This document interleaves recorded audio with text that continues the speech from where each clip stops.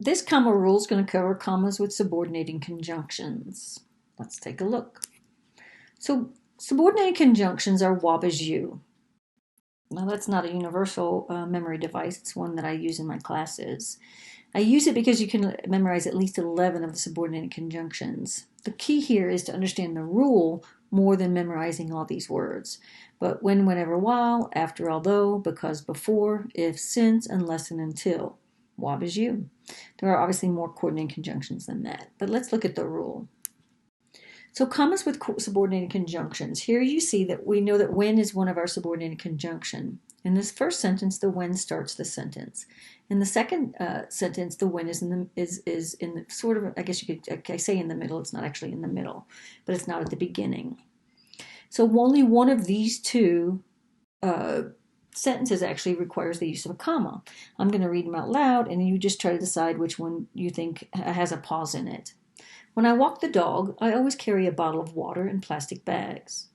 I always carry a bottle of water in plastic bags when I walk the dog. So, would you pick the first one or the second one to add a comma? Think about it for a second, and let's see what the answer is.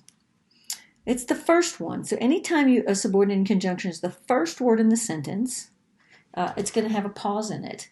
So we pause. When I walk the dog, I always carry a bottle of water in plastic bags. So I know that I have the comma in the right spot if what comes after the comma is a complete sentence. In this case, I always carry a bottle of water in plastic bags. Then I know I've got the comma in the right spot. Now let's practice this rule a couple times to see how well you can grasp it.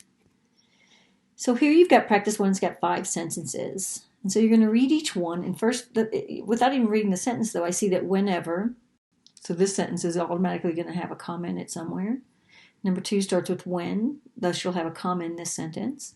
Number 3 starts with whether, which is a subordinated conjunction, so you'll have a comma in this sentence.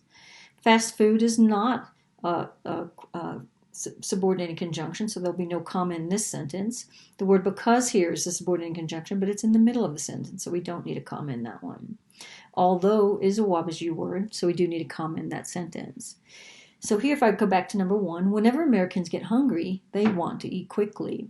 So you'll see it goes after hungry here, and then again I can check they want to eat quickly as a complete sentence. So you're going to try practice 1, practice 2, and practice 3. And then you're going to write 10 sentences using subordinated conjunctions at the beginning of each sentence. You can pick any 10 sentences you want. You're going to add these 10 sentences to that same Google Doc where you added your sentences for items in the series and coordinating conjunctions. Let me know if you have any questions.